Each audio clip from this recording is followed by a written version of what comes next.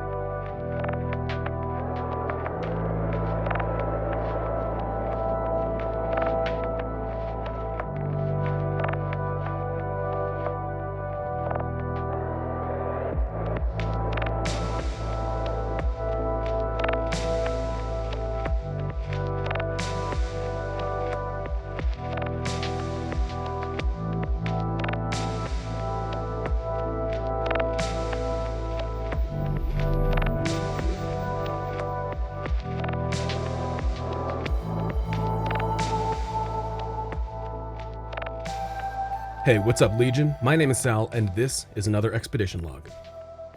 Today we kick off the Dead Mall-centric Phase 6 of the ExLog. Please stay tuned to all of my social media. I've got some great stuff coming up. You can find me at Salvatore Amadeo on most platforms, or on Facebook at Quite Studios, which is also the handle for my second YouTube channel. I'll be launching some sick merch in the coming days on my website, salvatoreamadeo.com, so make sure to pay the site a visit and get stoked. I'd also like to take a moment to thank the musician Caspro for the awesome tunes you're listening to right now, and in the intro for my last 14 films. Links to his music are in every one of my video descriptions, and I hope you all take a moment to follow him. As always, I hope you're all well out there, having a good time all the time. And I'd like to wish all of my American friends a happy Independence Day, and for the rest of you, happy July 4th. The focus of this ExLog is a mall we visited back in ExLog 32 in 2018, and what you're about to see is a full video tour with the tautology of the mall's historical narrative, along with some incredible interview segments from the property manager, Ray McDonald. This is my longest episode yet, so grab a drink and a snack and come take a walk with me again through the now abandoned Phillipsburg Mall in Powhatan Township, New Jersey. But first, a word from our sponsors, the absolutely ridiculous Action Mountain and Action Park. Enjoy. Get wet at Action Mountain. Feel the thrill as you zoom through the black hole. Spin and splash on our bumper boats. While the kids play in our fun-filled kiddie area, cool off in our huge swimming pool, or race around the Grand Prix track. Get on any of our action-packed rides at Action Mountain in Pine Hill, New Jersey. It's awesome. Nothing in the world like Action Park, where you're the center of the action. It's bigger and better than ever. Something for everyone looking for fun. Get ready for the action. Catch the action with over 50 rides, shows, and attractions at the world's largest participation park, where you and the rides become one. You're just minutes away. There's nothing in the world like Action Park.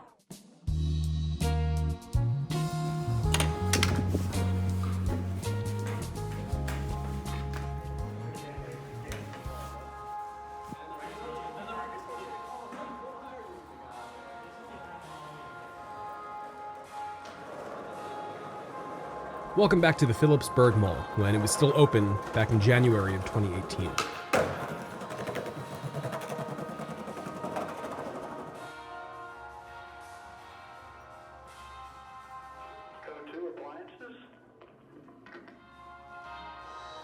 The day I filmed, there was chaos in the air. Skateboarders were running amok, shredding the concourse, and the Sears was in the middle of its liquidation. But I was hypnotized by the blue neon in the skylights, and I couldn't help but fanboy over a legendary Crown American mall.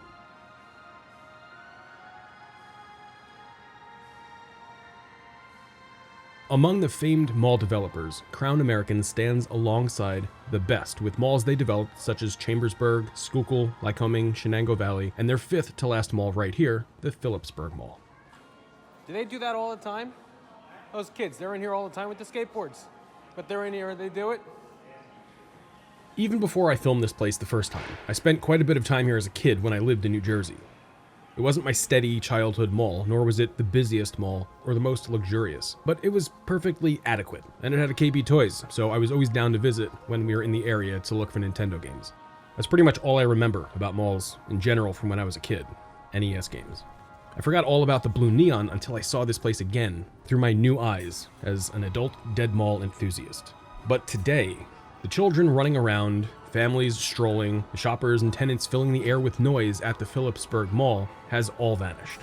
And today the mall is only a shell of the once ominous ashen shadow cast by the blue neon lights.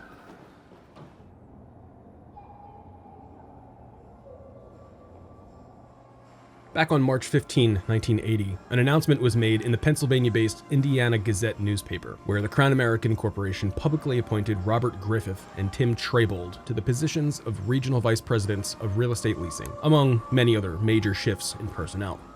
Alongside this announcement, they slid in a bit of news at the end of the article, briefly mentioning 4 new developments to be constructed in the next few years, one of which was to be built here in Phillipsburg, New Jersey. By 1984, Crown American had begun showing public interest in bringing on national chains and anchors for their new mall, but when principal engineering aide for the city of Phillipsburg, Thomas Koutsopius, heard the plans for a new mall, his response was simply, quote, "That's news to me." Man, I just love these mall guts. They remind me of the back rooms. They're just so liminal. Anyway, Westport, Connecticut-based Willimantic Investors Incorporated purchased a 158-acre plot of land in Phillipsburg in 1980 for $895,000, which they had been leasing for a few years to local farmers.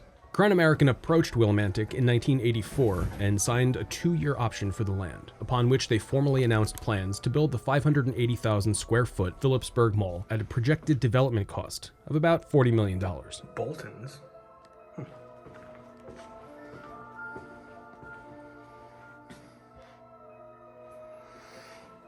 It looks like the fire department and or SWAT team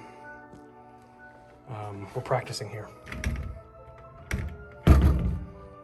Yeah, that was definitely some sort of ingress practice for some emergency services or another.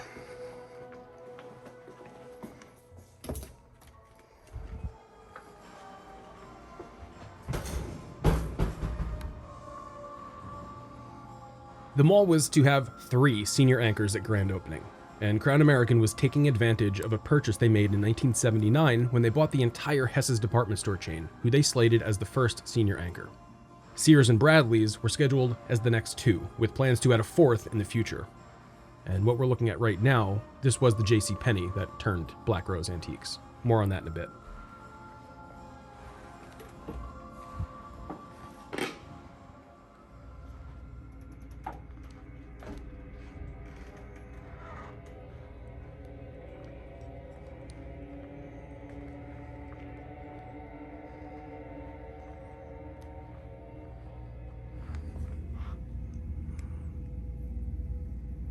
That dude just literally scared the shit out of me walking around that corner. And when I say literally, I mean literally. Despite solid plans and anchors already signed on, Crown American had a steep hill to climb before the project could manifest. The community and local government took issue with the added traffic the mall could bring to the area, along with the sewage issues that could arise as a result of construction. So the EPA tasked the city of Phillipsburg with upgrading its sewage treatment plant and the system that feeds into it to accommodate over 3.5 million gallons of sewage daily. They had until 1988 to complete the $6.6 million upgrade, and a moratorium was placed on mall development until the sewage work was completed.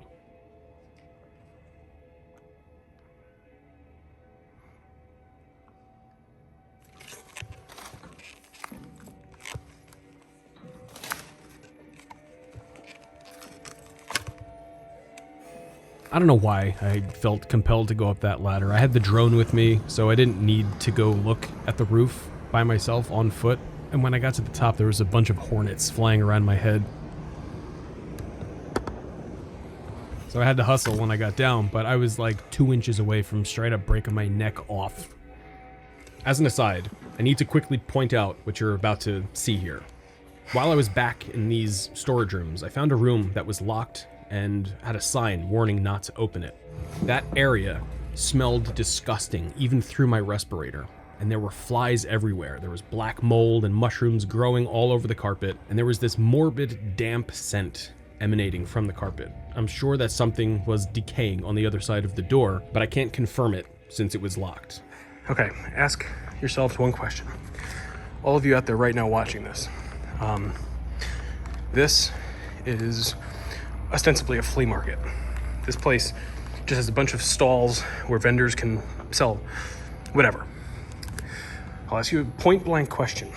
If this was the only tenant, would you consider this to not be a dead mall? Let me know in the comments. Okay, here we go. This is the room. Look at this. Look at this door, the carpet. Oh, What do all of you think is behind that door? Something wicked is back there. I know it. oh, mold.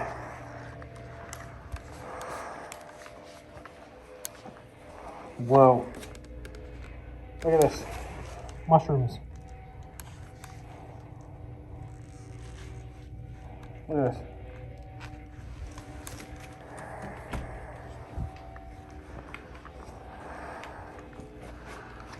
Gotcha. There has to be something really gnarly through that door. Look.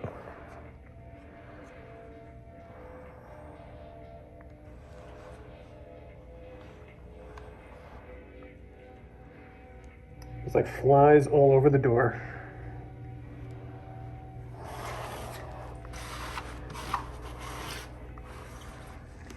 Black mold with mushrooms growing. And this is the only door like that. Something strange is back there. And it stinks. Oh my god, it's so bad. Man, I need to know what's behind that door, but it's super locked. It's not happening. And the floor is really wet too. Something weird.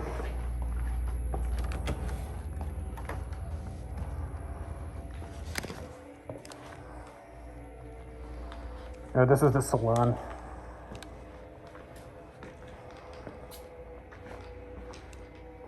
Oh my god, how old is this coffee maker?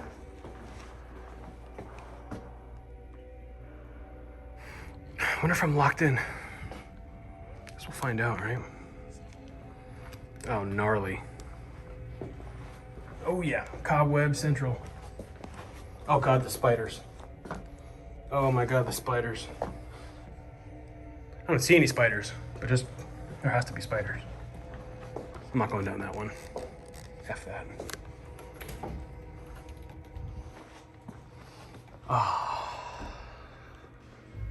With the sewage upgrades still underway, Crown American invited about 100 guests to join in a groundbreaking ceremony underneath a small yellow tent on the morning of August 14, 1986. By February of that next year, they had begun grading the acreage, leveling the ground to make it pad ready for the 1988 deadline. However, later in December of 1987, Crown released a statement that the mall's opening would be pushed back to at least 1989 due to ongoing sewage treatment plant issues, and they cited a 12 to 15 month construction period. I could go for a nice mint chocolate chip right now. Fresh. Oh, here's more Christmas stuff. Yep. Oh. It stinks in here, man. Well, I wonder if the bank... Is this a bank? I wonder if the vault is here.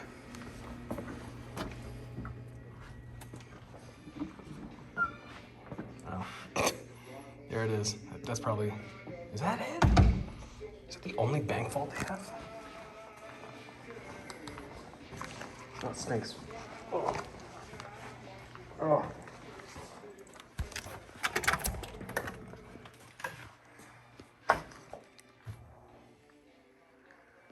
Huh.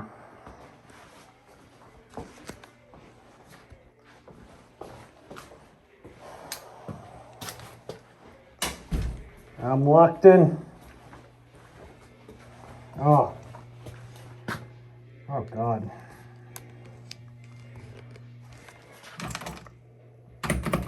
Huh.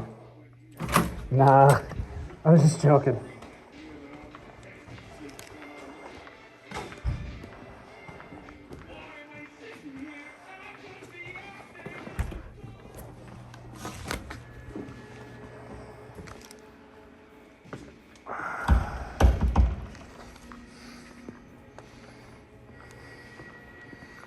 That's awesome. Man, what was that? I mean, it's a pretty tiny storefront. Oh, God, look at that neon. At this point, I'd like to introduce all of you to the property manager for Phillipsburg Mall, Ray McDonald. He's an awesome dude. He's got great insight and memories from this mall. And over the course of this episode, we'll be hearing from him a few times about what he experienced in his time working here. Yeah, it's a shame what malls have become. You know? It is. How long have you been working here? 32. 32 years. I'm gonna hit 33 in September. Wow. That's a career, man. Yeah. Wow, good for you. And I was fortunate because they're keeping me around part-time. During this process. Until it's down and cleared out. Which is nice. I mean, they're still paying me, so. So this is because SWAT team was doing drills? Yes. We had. What about that one? No, that was when they were doing an asbestos inspection. Oh, okay. We had the SWAT team was in here, the fire department was in here, the canines were in here, so we let them all in. Wow. I mean, yep. Wow, incredible. Did you tell him the story of like the 3 women that died here? No. Oh, God. Yeah, it's just all female, which is odd, you know. One died down here in front of Deb's shop in the middle of the mall. Mm-hmm. She was walking the mall with her husband. When was this? Oh, that was, I'd say that has to be at least 20, 25 years ago. Okay. Walking down the mall, just, walking, holding hands, came to a stop. Wow, just dropped dead right there. Yep. Then we had another female who worked in J.C. Penney. She was working in the jewelry counter. She had a massive heart attack, died. She was pretty young. Then we had another elderly lady that went out to the parking lot. Her son was taking her to her car, and she never made the car. Wow. So, yeah. Wow, that's tragic. Yeah. And of course, back then, there was no, we weren't certified in the AED unit. We weren't, Oh, defibrillation. So Yeah. CPR and stuff. Yep. Yeah, the mall's becoming really, really bad now with like leaks and I mean, it's just. Yeah, I did Schuylkill Mall over in Frackville, PA, Yep. and I was there both when it was open, and it was very reminiscent to this. I was there like the last couple days they were open. Puddles everywhere. The ceiling was coming in. It was a mess. It was an absolute mess. Now Schuylkill Mall. I'm trying to think. That was Frackville. Yeah, because I'm a Crown American guy. Yep. And is it up like on a hill? It is. It's up. Okay. It's near Pottsville. Yeah. Because I remember one time I went there because we were having the Crown American meeting. You went to that's Schuylkill. where we all met. And I remember there being a lot of fog up on the. It kind of went up on, Oh wow. And yeah, That was a beautiful place. yeah. And I this. got there, it was all rubble when I got Yeah, yeah. As Crown stared down public doubt in their mall project, on August 15, 1988, they announced completion of the steel framework, the skeleton of the mall, and that the mall would open in 2 phases. The first phase would see 3 anchors open, with about 580,000 square feet of enclosed space. They released a list of stores who agreed to lease space at their new mall, including 52 inline tenants, such as Deb Shop, Benetton, Paul Harris, Claire's Boutique, Tom McAn Shoes, This End Up, Electronics Boutique, GNC, My Beloved KB Toys, and Radio Shack. Also listed were 14 eateries that would make up the Garden Grove food court, including stalls like Arby's, Chicken Man, Dino's, Corn Dog on a Stick, Bavarian Pretzel, and an original cookie company. In the listing, Crown decided to set a new Phase 1 opening date for October 1989. Phase 2 would open sometime later, bringing 2 new anchors and additional enclosed space. By February of 1989, work was ahead of schedule, and Crown notified the public that the mall would be opening 1 month early in September of that year. As May came around, the Bradley's chain was in the process of selling off multiple stores to stave off bankruptcy, so Crown pulled them as an anchor, replacing them with Kmart. 4 months later, the Phillipsburg Mall had its grand opening and ribbon-cutting dedication for Phase 1 at 11:30 in the morning, Sunday, September 24, 1989, with Sears, Kmart, and Hess's anchoring over 80 inline tenants. 1 year later, also ahead of schedule, JCPenney ushered in Phillipsburg Mall's Phase 2 opening as the 4th senior anchor, along with the addition of about 220,000 square feet of additional enclosed space on Wednesday, March 7, 1990. 20 special events were planned through the 18th of March, mostly aimed at kids. Back then, malls were where most people went to socialize, and a trip to the mall was pretty much enough incentive to get kids to do chores around the house. I said it in ExLog 32, and I'll say it again. The 90s were just a simpler time. These days, kids are so stressed out, and they seem to be entirely locked into their internet identities. When I was a kid in the 90s, bullying was pretty simple. I got made fun of on my way to orchestra practice, or I got shoved into a locker. It ended there, and it didn't follow me into my adulthood. Today, kids deal with a litany of bullying and hazing that survives online as long as the site or service or whatever stays up, and it follows them forever. It's really no wonder that kids don't want to visit malls anymore. It's crazy to think that this is just behind drywall. This is nuts. This is crazy. This is pretty whacked. Whack? Whacked.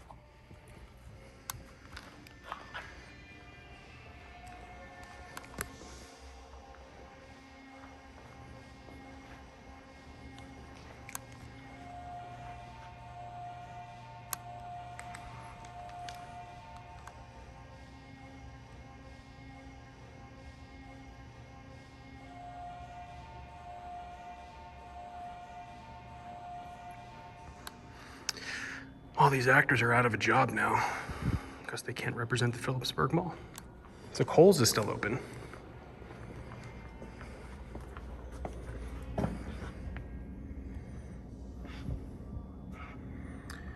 Not too many shoppers in there.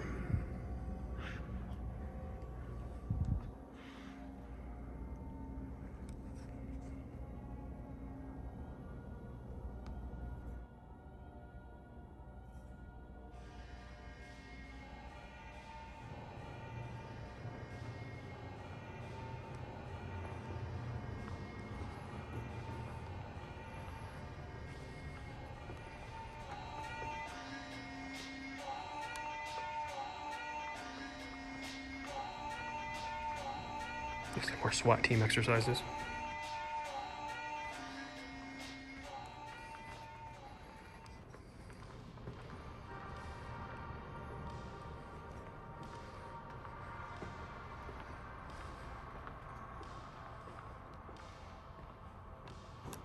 On December 16, 1990, Frank Pasquarilla was reflecting on his career as CEO of Crown American and the state of malls in general. He noticed a disturbing trend of malls beginning to turn into what he called retail ghost towns, and in an effort to prevent this in his shopping centers, he made a couple of moves. First, he promoted his then 31-year-old son, Mark Pasquarilla, to president of operations, and then he got strategic. The Pittsburgh Press reported that Frank was worried that, quote, if his company doesn't take steps to hold on to the customers and retail tenants, they'll slip away and he will become a victim. Responding to this, Frank had the following to say. Quote, in the 70s, the mall was exciting. They're not exciting anymore. I'd like to see a mall in the future that's not just shopping, but a mall with libraries, medical facilities, and offices. Make it one stop. Everything being developed at Crown is going to be slowed down. We're not going to build another new project for 2 years. We've got to take care of what we have. And that was in the 90s, and this is a mall developer saying this stuff. Malls were already dying. Frank's intuition as a developer was incredibly spot on and prophetic to the future of malls around the country.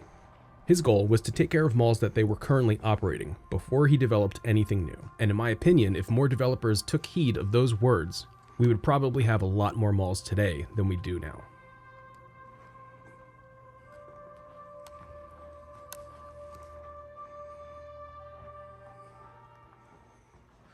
This is how many video games most stores carry. This is how many we carry.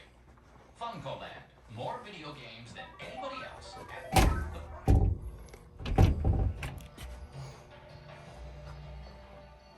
Babbage's more like not gonna happen-ages.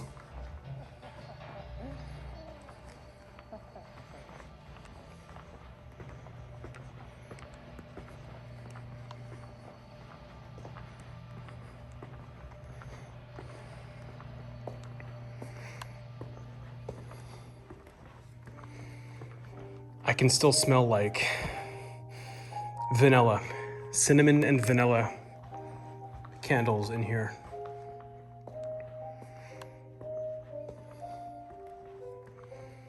But I still smell something. Trace. Makes my nostrils moist. Oh. Yeah, I still smell something back here. Yeah. He looks stoned out of his gourd. That dude is like trying to deliver presents, but he hasn't made it like 1 block yet. Oh man. One of my favorite parts of this mall, it's always been my favorite, is how you can see the neon reflected in the storefronts. And you can see that kind of all over the place depending on where you are.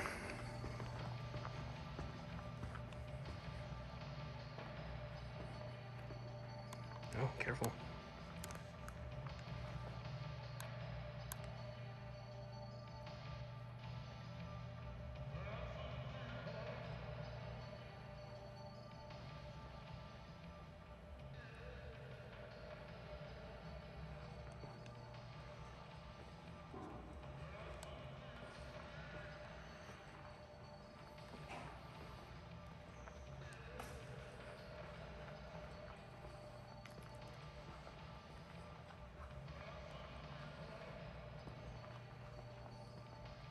The Crown American-owned Hess's department store chain was struggling terribly in the early 90s due to the effects of a recession along with competition from more successful retailers.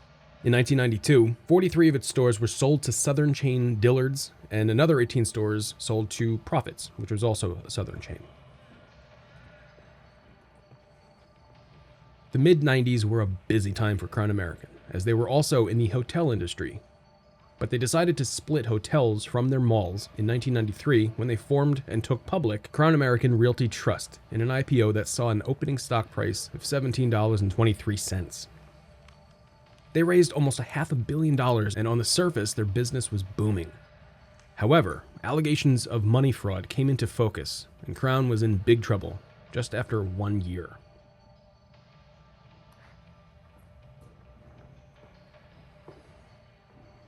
Just like you'll see at the Sears when we get down to that end, there's actually nothing behind that Bonton. That's just an empty pad. They tore it down, they tore the Sears down, and you'll get a good example of that when we get outside, when I show you the Sears. It's pretty crazy. Like if you just took that drywall down, you would be outside.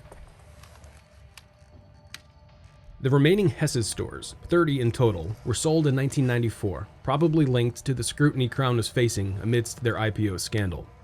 10 locations went to the May Department Store Company, and 20 went to Bonton, including the Phillipsburg Mall store, which was fully converted to a Bonton by 1995.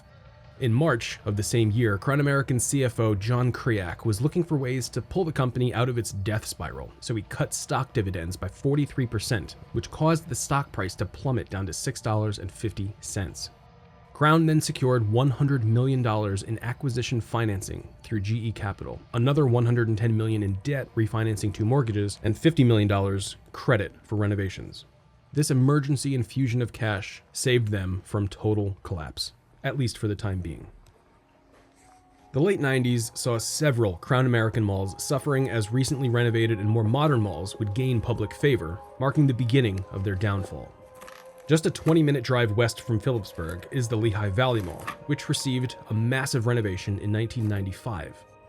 Various malls in the radius of Lehigh Valley failed in the wake of its 95 renovation, such as the Whitehall and Westgate Baby malls. But coupled with the trouble Crown American was facing and the beautiful, newly updated mall to the west, Phillipsburg Mall would begin to fall, and in what were probably the most painful and stress-filled years of his life, Crown American founder and CEO Frank J. Pasquarella died after a stroke on April 27, 1999. While his son, Mark, had already been installed as president, Crown American would find itself in the final years of life after its founder passed.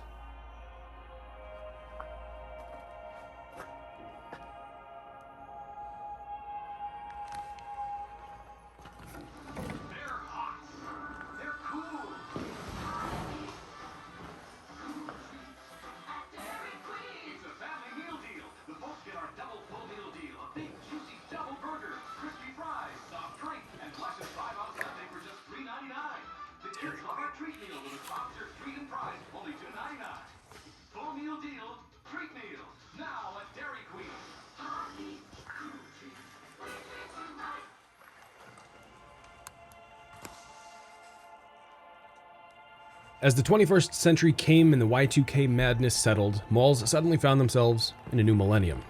It was at this time that the rural gray ghost malls around the country would begin succumbing to their fate. This also applied to certain retailers that were commonly found in more rural areas, of which Kmart was one.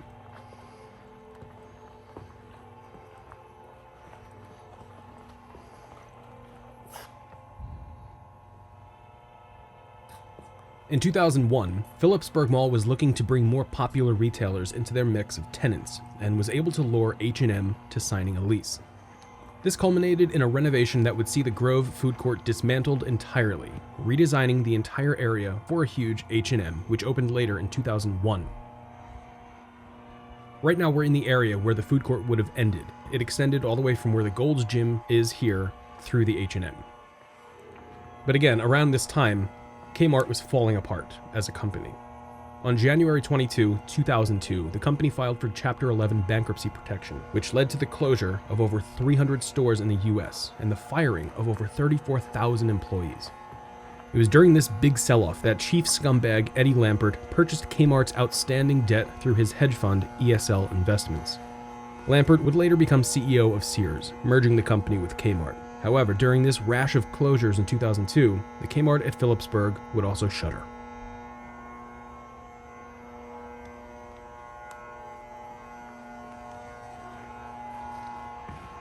In November of 2003, the Pennsylvania Real Estate Investment Trust, or PREIT, closed on a $1.2 billion deal to purchase the entire Crown American portfolio outright, taking Crown completely out of the mall game and putting Phillipsburg into the hands of PREIT.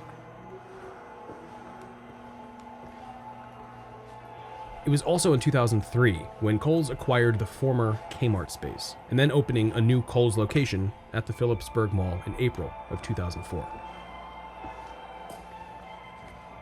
As you'll see throughout this video, employees left little signs and trails behind to memorialize the time they spent at this mall. In my years documenting the story of the failure of American malls, I've come across a few mall employees that were just so fond about the time they spent working in these places.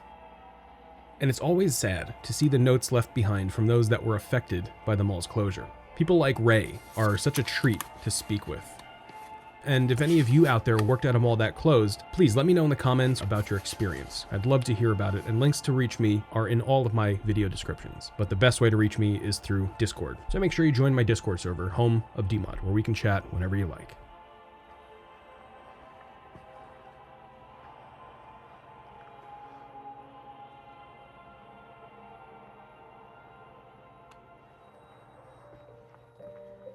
Ray was actually telling me that these Christmas decorations have been here for probably decades. He didn't know exactly how long they've been here, but he's assuming that they've been here as long as he has, which is about 33 years. And they'll probably just sit there. I don't think they'll be sending those decorations out to any other malls, which is sad.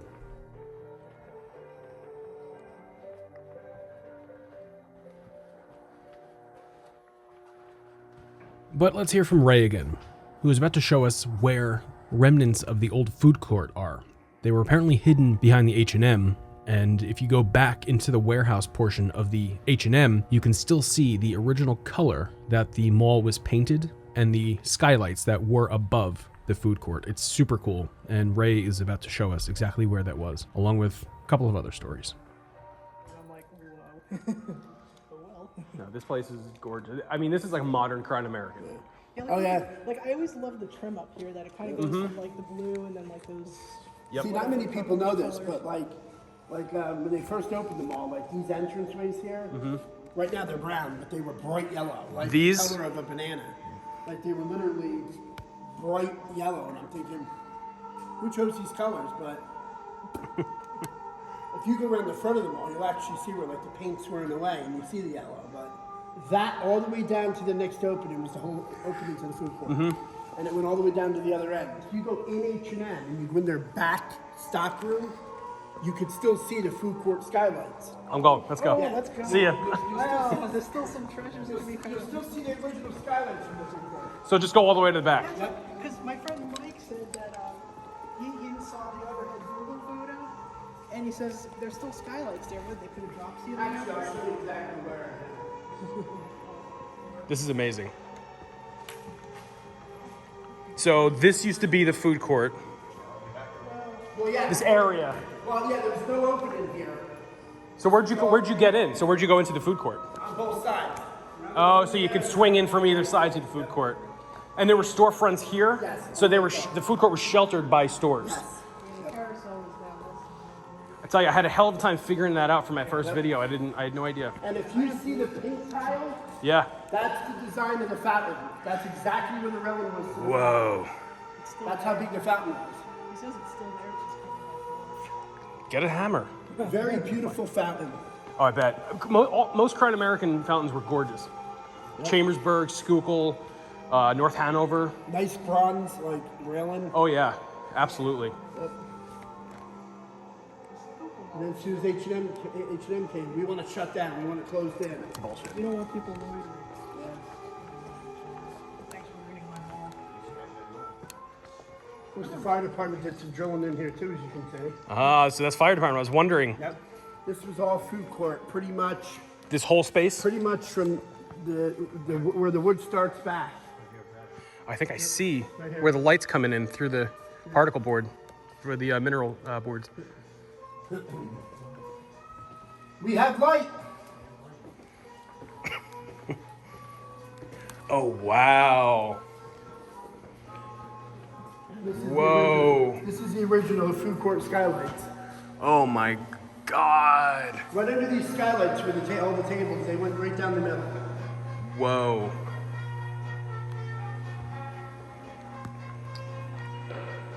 So the vendors, the food vendors were along this side or in here? Both sides. And the tables were in the middle all the way down. Whoa. Wow. It's rare they keep any element of something old. They actually kept this. This is really something. Yeah, they actually kept the skylights there. When it was a food court, I'm going to assume that the ceiling was exposed like this. Yes. I think that's code. I think It that's wasn't tiled, yeah. right. I used to go up on the roof, and I used to stand above the skylight. I used to look down into the food court at people eating. And for some reason, it never failed. Little kids They'd find you. would always look up. Don't ask me. Always. That's Never amazing. failed. And whenever they looked up, I used to be like waving to them, and they used to wave to me. And as soon as the parents looked up, I would back like this, so they wouldn't see me. So a couple minutes later, I would look again, and then I'd be like, and Wow. the little kid would start waving, and I'd be like, and the parents were like, There's nothing there. What are you looking at? waving, like, Oh man. I had some fun, you know. Hey, look, it's Ray. Now, that's why they painted over the skylights, because Because of you. H&M took it over, and I imagine they did that for the heat too, like Yeah. for the stock room. Yeah. But Wow. yeah. Those are original colors. So is that the yellow? Yes. That's got to be the yellow. And pink, that That's the pastel. same exact color that the entrance is. Yep, I imagine that. And is this roughly the size of the food court? Oh no, the food court went from one end all the way down. This is only like not even a quarter of it. So- it went the whole. So there was a big renovation that happened for the H&M. Yes. And more inline tenants went down to that concourse entrance. Basically from the Gold's Gym entrance in the back, Yep. all the way down to the next entrance, that whole length was the food court. We had about 13 different eateries, and we had over 100 tables easy. Wow. I mean, it was huge. Wow. Some will say it was too big for the mall, and it was never packed, because there was a lot of room. I mean, there was a lot of room. Yeah, there was a lot of space. Yeah, this blows me away. I've been wondering. I've never seen what it looked like before in the past. This gives me a really great idea of what it looked like. I could kill it. I've been here almost 32 years, and I have no pictures to tell the story. Oh no. You know, just like back in the day. You're working. I mean, Back in the day, we didn't have cell phones. Yeah, it was If I harder. would have had a cell phone, yeah. I'm always snapping pictures. Yeah.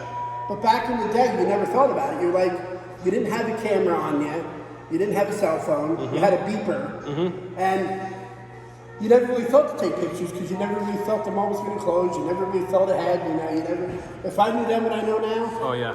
I would have had several different pictures of like the spaces through the years where they went from one store to another store to another store. Because we had several spaces that were like 6 different stores.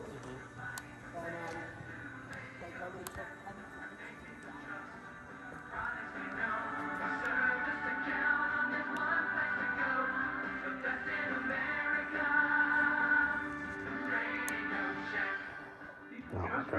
They've known us for years. We treat every customer like they're special. With all those products out there, you have to know what you're talking about. And Radio Shack, they do. Radio Shack is service. We have the product. That's the only they'll take us to Radio Shack. We make the difference. Radio Shack always combines the values and needs of tradition and fun and grace. Meeting their needs, standing up proud, earning respect for Radio Shack. Takes all we've got and more to show we're more than just a store. The best in America, Radio Shack. Providing commands to Radio Shack. A name people trust, products they know. The service to count on, there's one place to go. The best in America, Radio Shack. We're so much more than just a store. Awesome.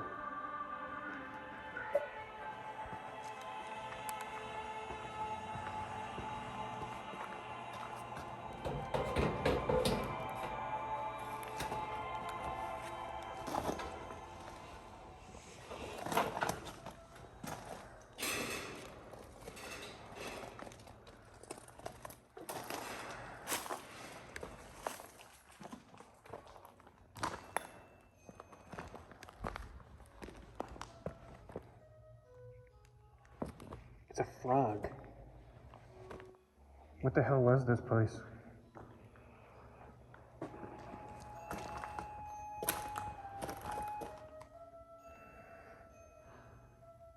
$75% off of what?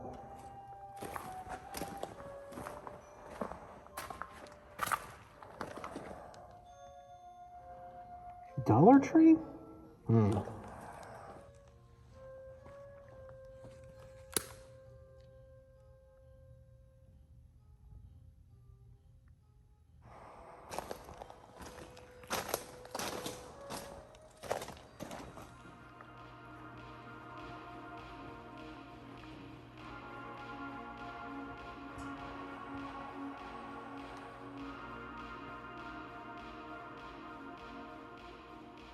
The area we're in right now was where we saw the skateboarders screwing around in ExLog 32. But this Bruno's Pizza originally opened as a Cafe Europa in 2008, and the psychotic-looking remnants of what used to be a criminally insane starfish and shady half-moon used to hang here. But you can see their less manic relatives in the Laurel Mall in Hazleton, PA to this day. But just look at this thing, the eyes. One of them is missing, but you can see that it's just like cursed. Look at that, it's just, if you stare at it too long, you go crazy. That's the end of it. But the Cafe Europa at the Laurel Mall in Hazleton, that was the original location, and the Phillipsburg location was their second attempt, which closed. But during the process of closing this mall down, the star was destroyed when somebody took out the pizza oven, but the moon was deliberately taken from the mall. So if any of you know where the moon is, or if you're the one that took it, I'd love to see if you repaired it, restored it, or what you've done with it. So let me know down in the comments or my social media. Now, if any of you want to see a great piece covering the history of Cafe Europa with some awesome images of those twisted looking pieces of wall art, go check out Vivian Mackin's channel. Vivian accompanied me on this trip and put me in touch with Ray to make this possible. So please do me a favor and go check out Vivian's page. Vivian, you rock. Links to Vivian Mackin's channel are down in the description. Yeah, that's mold.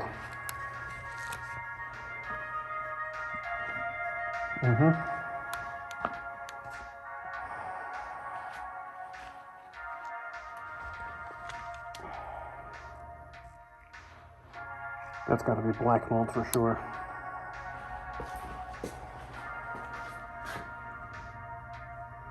Maybe not, I don't know.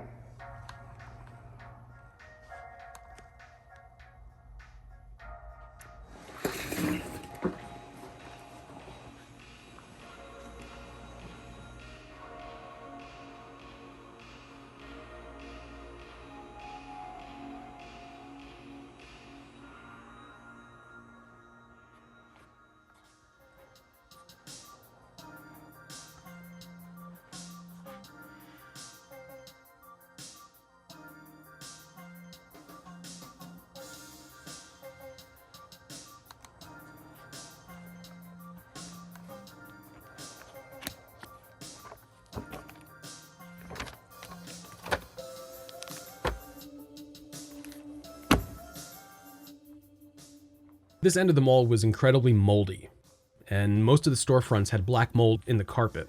Vivian insisted that I bring a respirator with me because of this, and I'm so glad that I did it. The smell was disgusting, even with the respirator, and I'm sure it was due to water damage, and I'll explain that in just a bit. But getting back to the historical narrative, the mall experienced nearly 10 years of stagnation, where there were no change in anchors and only a few tenants would come and go.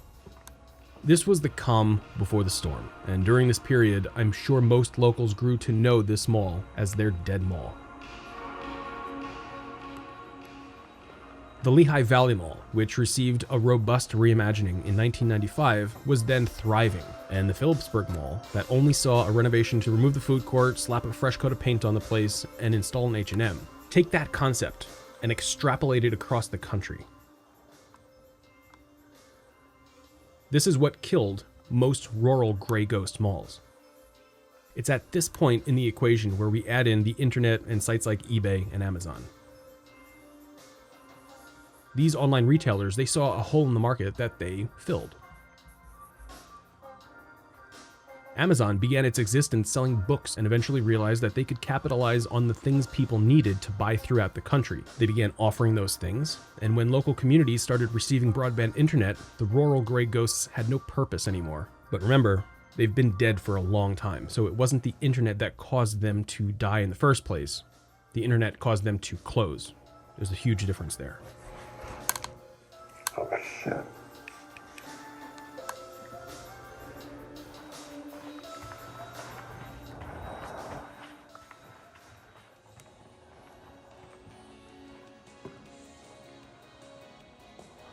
A dead mall is not a closed mall.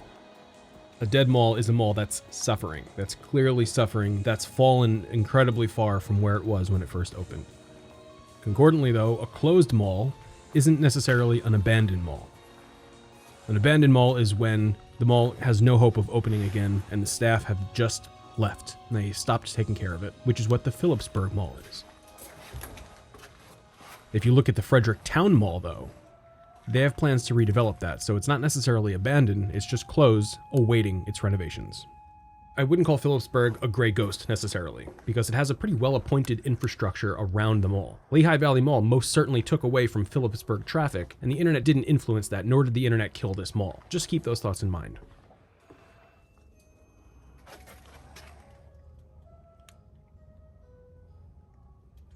This pad you're looking at used to be the Sears, and I'll talk about why it isn't there anymore a little bit later. But by 2013, Priet had noticed that the sales at Phillipsburg Mall were at an all-time low, falling below $230 per square foot. To contrast Phillipsburg, the Lehigh Valley Mall had sales coming in at about $600 per square foot in 2013, and Lehigh Valley was thriving. But Priet noticed that it was probably time to make a move, as most developers did with subprime malls in their portfolios at that time. So they sold the mall to the Namdar Realty Group for $11.5 million in January of 2013. Namdar is notorious for buying cheap, dead malls and letting them rot while they wait for the property value to increase in an effort to profit on selling them. Stores that used to be in here back when Crown owned it, they're like, what? We never heard of that. And yeah, it's like, Yeah. they never even heard dead? that certain store ever existed. Like Paul Harris Pasta. Paul Harris. You know, Ormond's. Tom McCann. Tom McCann. Yep. Kinney Shoes. Hanover Shoes.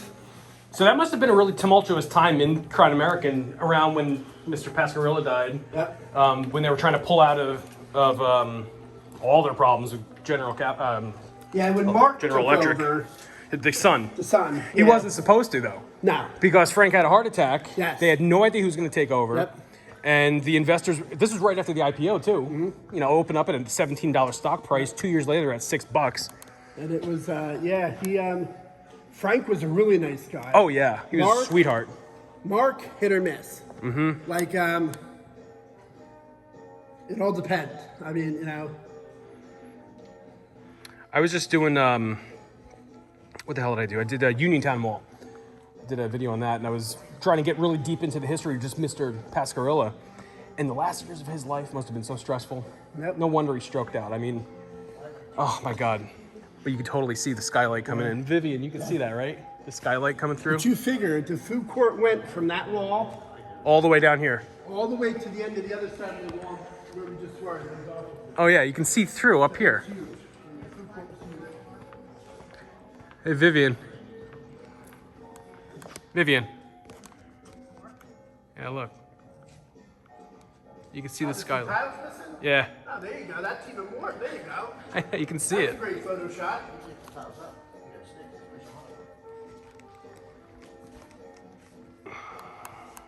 Yeah, you can see the skylights back there. Yep. From here, that way, was food court vendors. All the way down. Oh, I see. Okay. And the back doors are on that back wall there. The emergency exits for the That's where you actually eatery. came in that back lot there. Wow. So these aren't lights in the ceiling. This, and I'm sure you couldn't tell when the H&M was open, but this is where the skylights are above this mineral board. So that's natural light coming through.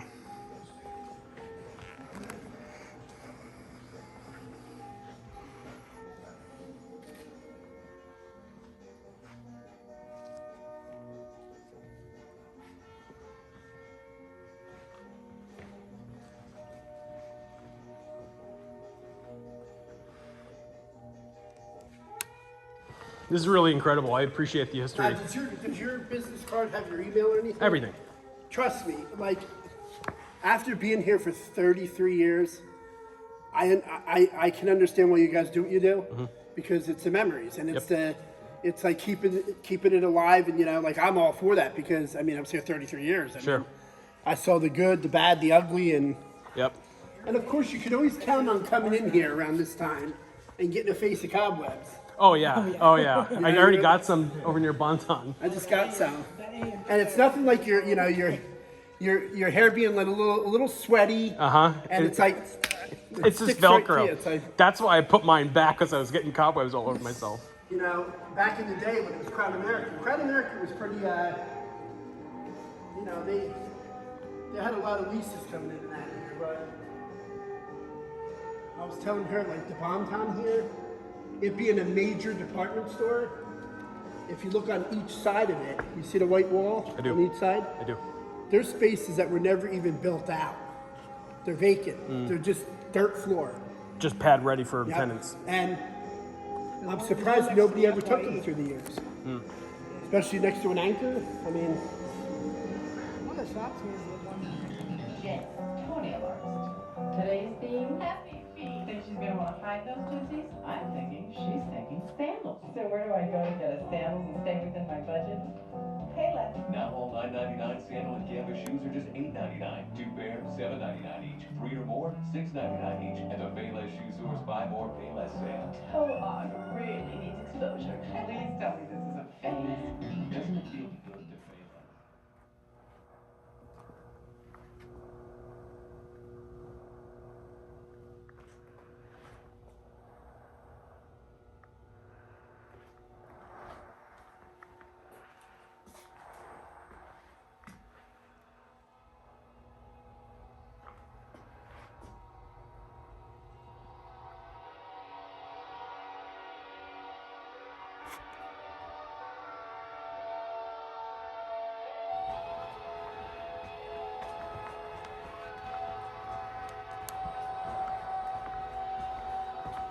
I've lost count of how many malls I've explored at this point, and I've not yet encountered something like the crazy black mold-infested Black Rose backrooms.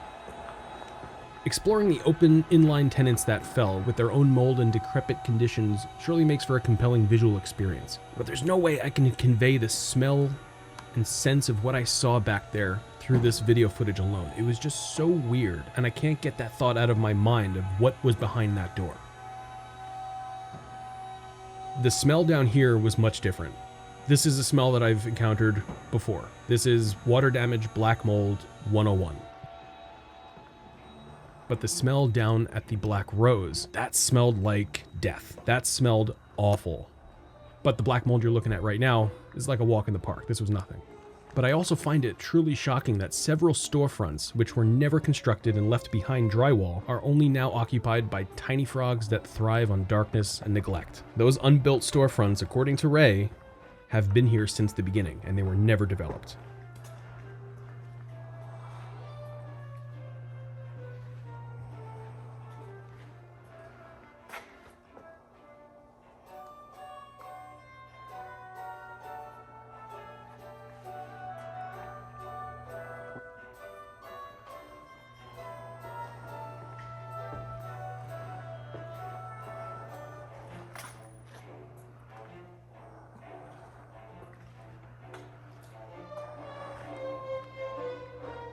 Nowhere in Nassau, boy.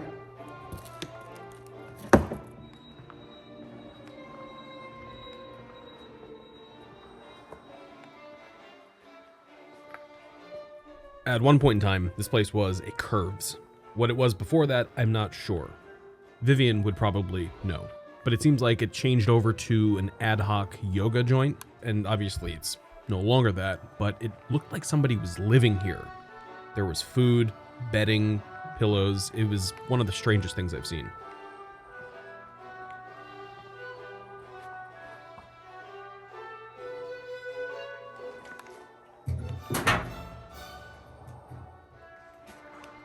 This is frightening. Who would ever do this? Burn themselves inside of this chamber? That's nuts. There's somebody who's sleeping here. I mean, maybe?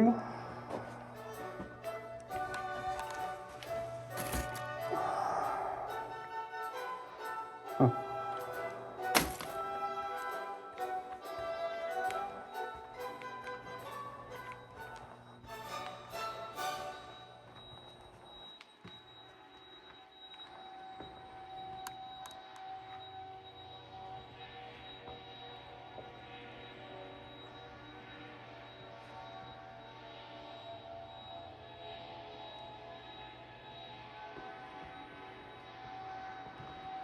JCPenney announced a mass closing on January 15, 2014, which resulted in 33 stores closing and 2,000 people laid off.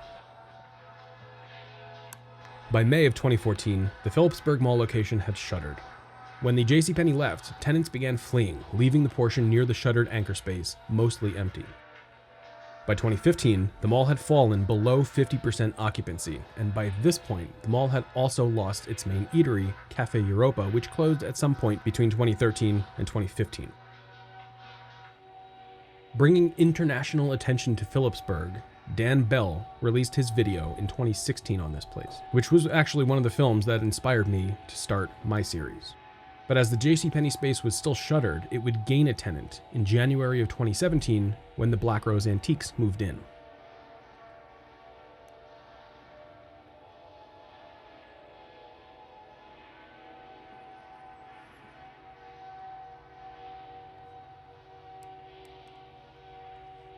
A bit later in the year, after the Black Rose opened, Eddie Lampert, who was then the CEO of Sears, released a statement that they would be closing 63 Sears and Kmart locations across the country, and simultaneously, the Bon-Ton chain found themselves nearly $1 billion in debt, and also announced plans to close 40 locations the following year.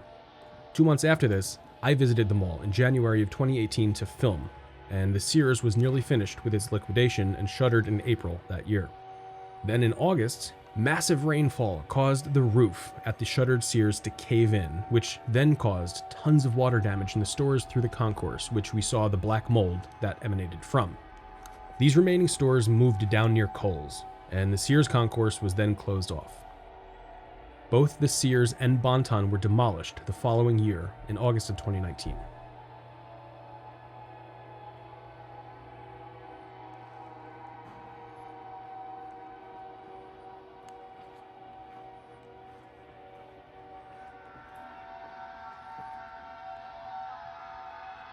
I was fortunate to have Ray here when I filmed, because he was kind enough to turn on the lights, revealing interesting shots like this one you're seeing now, which had to have been staged by somebody else. It's just too perfect. It also gave me an opportunity to see the rad blue neon one last time in all its glory. I'll be showing off some drone footage from inside the mall at the end of the episode, so make sure you stick around for that. But right now, we're gonna get a rare peek inside a legit dead mall shady massage parlor, which I've always wanted to do. Check this out, this is a treat.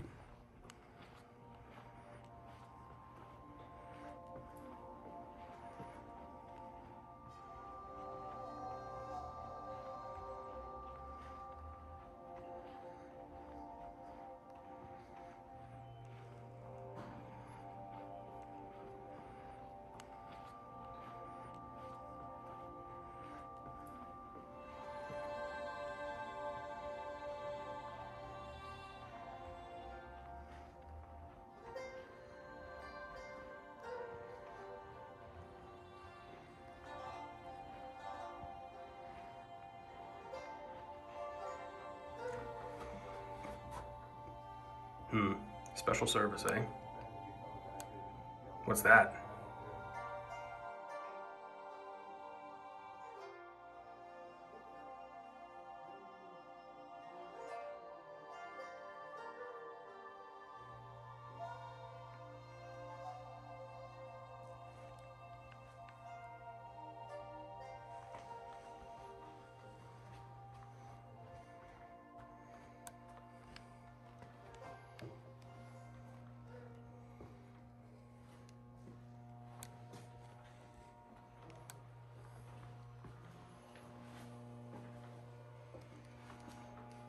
I wonder what that means.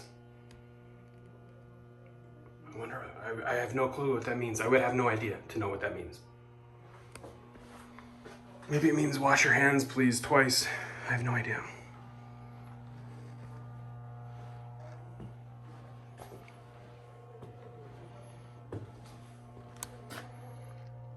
What the hell is the ultrasonic?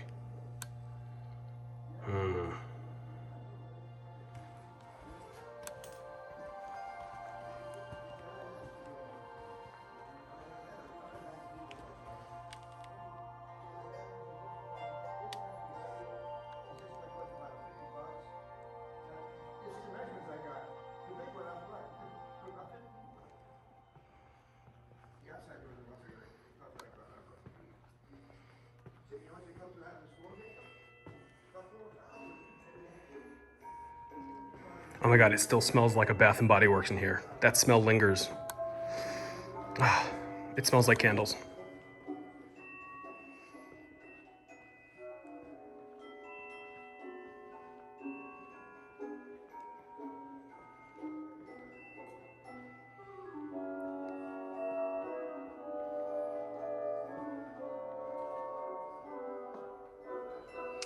Man, ceilings are caving in all over this place.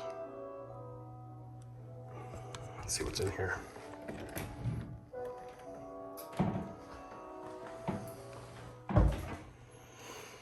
Bathroom and storage? What the hell?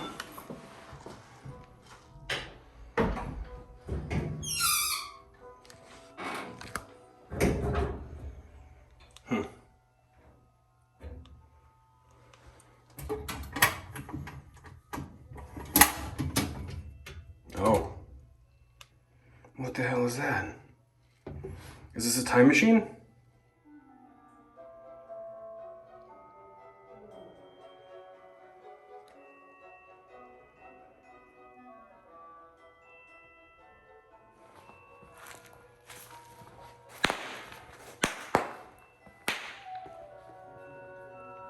Couldn't help myself. I had a couple people come in the one day and look to buy stuff in there. Yeah. The lights were out, and they stepped on that bubble. Just scared the hell out of you? Scared the hell out of me. It's got to be about 100 degrees in here. No. I'm just saying, the way I feel right now. I mean, it's hot. It's actually pretty nice in here, man. It's nicer today than it was a few days ago. Hell, I've been in some abandoned malls that were 100 degrees. In the winter. Process that one. Water main break 2 days later. I was working early in the morning a few years before the mall had closed. Oh, okay, okay. And I was still doing security at the time. I wasn't the property manager yet. Came in one morning. We used to come in at 6 o'clock in the morning. So I came in and I went down toward Kohl's to start unlocking doors down there. I had just got here, maybe 10 minutes later, I get a call from dispatch. You got a fire alarm going off at Sears. And I'm like, No. Sears, okay. Yeah. So I run down there and here, the whole roof collapsed. Oh, that's when that happened. Yeah, and by the time I even got there, the place was just, all the sprinklers were like shooting water out of the common area. Yeah. Water was pouring down the common area this way. And it was. These Christmas trees, they must be old. That's part of the Santa house there, yeah. How long have the trees been here? Oh, God. I would say a long time. Yeah? Decades. That Santa house is pretty old. I mean, we did have one prior to it. Mm-hmm. And then, I don't know if you guys remember, this here was KB Toys at one time. Yeah, I could tell the tile. Yep. That's an old school KB Toys. Yeah. Years ago, it used to be a Joseph's Clothier. This one? There was also a Matthews Hallmark. We had two Matthews Hallmarks, too.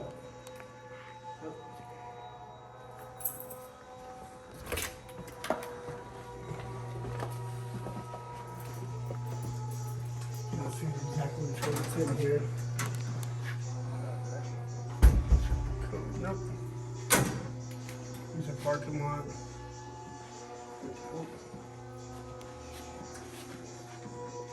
You're looking for the neon?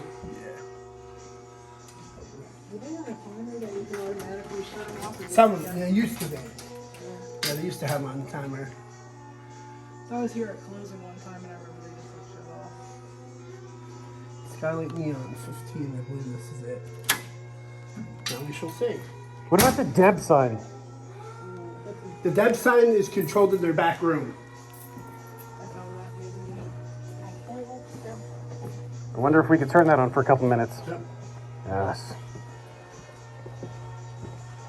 Are they on or did you look at? No. Yell to me if they come on. Are they on? No.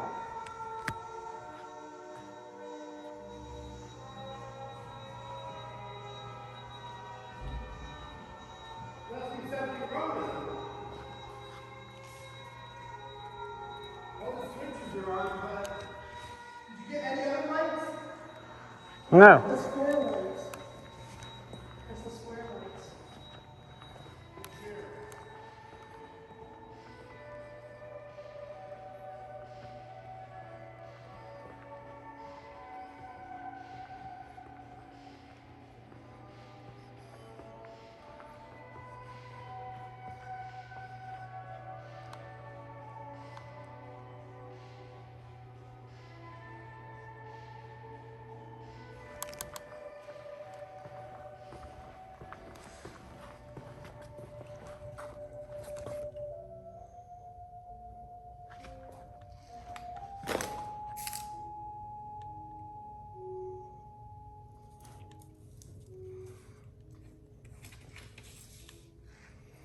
It's nuts. There's just all of these weird storefronts that have been gutted out in this mall.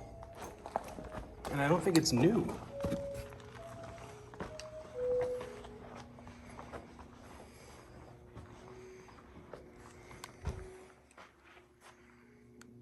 Oh, looks like the only way out is back through there. I wonder what this used to be. Oh, they sold incense. I guess this one was better? With the exclamation point? Yeah, that one's only $2.99. Totally.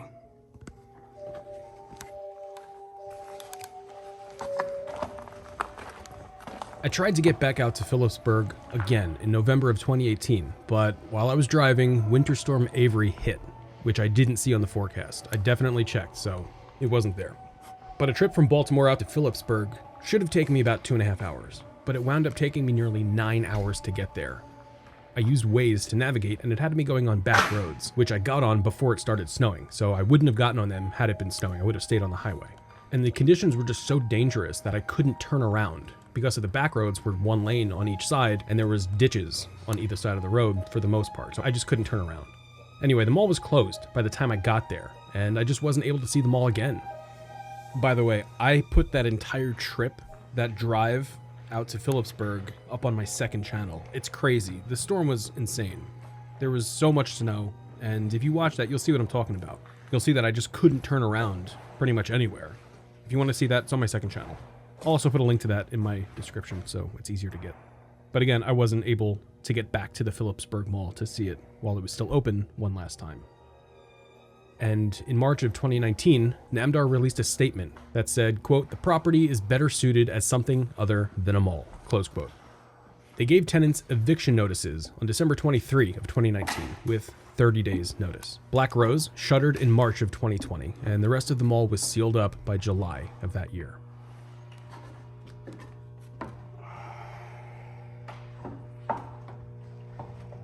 Namdar announced that the mall would be demolished by June of 2021, but as you're seeing throughout this episode, I was here filming in August of 2021. As of right now, 1 year later in July of 2022, the Kohl's is still open, the mall is still standing, and Ray has sadly gone silent and seems to have left his position as property manager. The mall in every way, shape, and form has been abandoned, and there's no word yet on when the actual demolition might take place. If any of you locals out there learn of some news that the mall will be demolished, please let me know in any of my social media. And just as a quick shot in the dark, Ray, if you're seeing this video and you're still watching it at this point, shoot me a text. You have my phone number. I'd like to hear from you and catch up, see how you're doing. You're a good dude, and I had a great time exploring this place with you. So thanks again. This mall is super rad. Really glad I got this opportunity. A legendary Crown American Mall.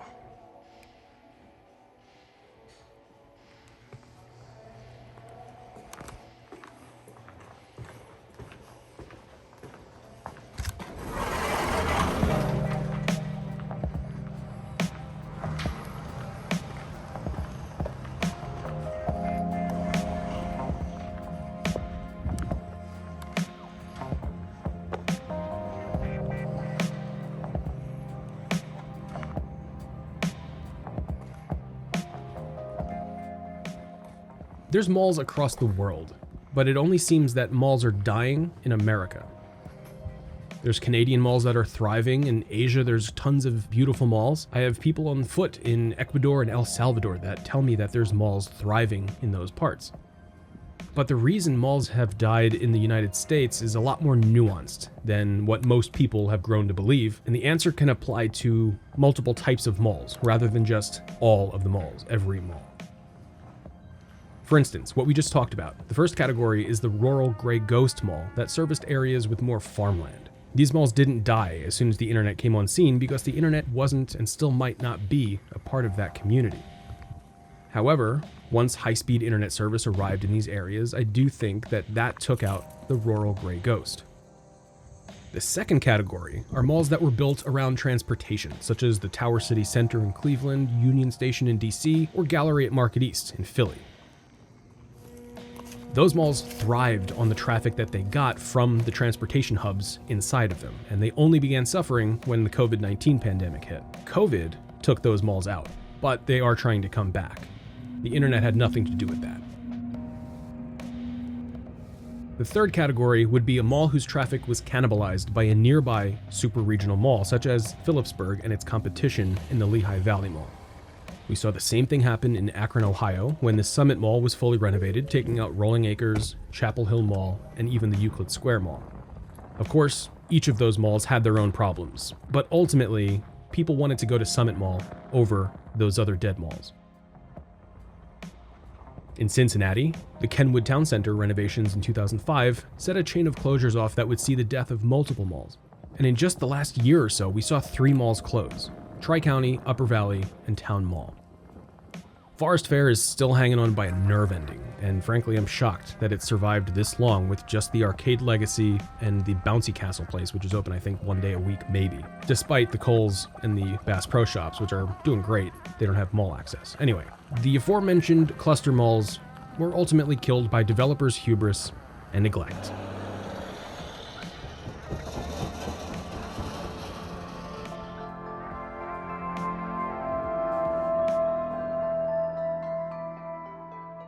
It's important to highlight the nuance around why malls died, because the answer is absolutely not Amazon and the internet killed all the malls. With the examples I gave, gray ghosts, malls centered around transportation, and malls that were destroyed by local competition, you have to understand that malls have already been dying since the 90s, and online retailers simply exploited that hole in the market. However, when these already dying malls began changing hands between scumbag snake oil mall developers like Kohan, Namdar, and Moonbeam, they just simply gave up on the property and let them die, as you just saw with Phillipsburg. But the super regional malls that foresaw this happening were quick to act in the 90s and early aughts by investing in huge renovations and upgrades that were intended mainly to attract upscale tenants, which would in turn attract more shoppers that had money. These malls would survive into the modern age of consumerism that we're in now and moving through, but I do believe that the age of the rural Grey Ghost Mall has passed. I just hope places like Phillipsburg and Century 3 are just put out of their misery to avoid the vandalism that they're currently facing. But I digress. I'd like to thank all of you for watching my film.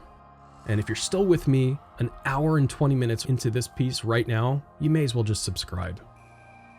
This episode was a long time coming, and I'm really fortunate to have had the opportunity to film Phillipsburg without a shake weight camera like I did in 2018. You can all thank Vivian Mackin for connecting me with Ray and hooking this episode up.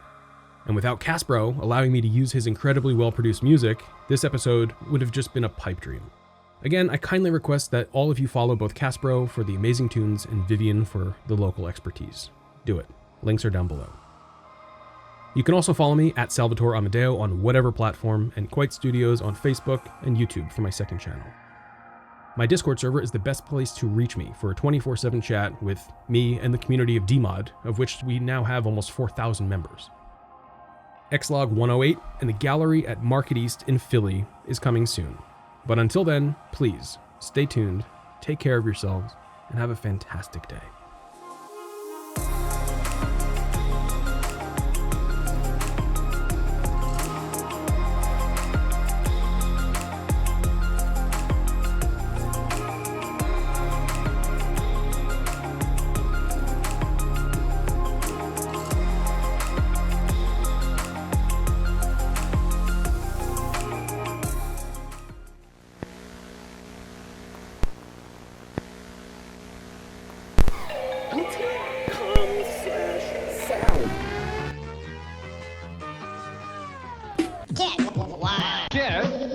At Action Mountain, feel the thrill as you zoom through the black hole.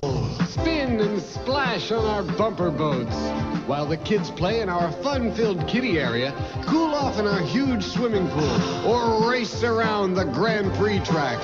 Get on any of our action-packed rides at Action Mountain in Pine Hill, New Jersey. It's awesome. Nothing in the world like Action Park, where you're the center of the action. It's bigger and better than ever, something for everyone. action with over 50 rides, shows, and attractions at the world's largest participation park, where you and the rides become one. You're just minutes away. There's nothing in the world like Action Park.